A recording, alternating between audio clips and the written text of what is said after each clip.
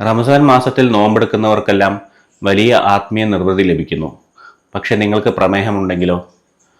ലോകമെമ്പാടും 12,000-ലധികം മുസ്ലിങ്ങളിൽ റമസാൻ മാസത്തിൽ നടന്ന പഠനങ്ങൾ കാണിക്കുന്നത് എന്താണെന്ന് നിങ്ങൾക്കറിയണ്ടേ? എന്തൊക്കെ അപകടമുണ്ടെന്നറിഞ്ഞാൽ പോലും 85%-ലധികം മുസ്ലിങ്ങൾ റമസാൻ മാസത്തിൽ നോമ്പെടുക്കുന്നു.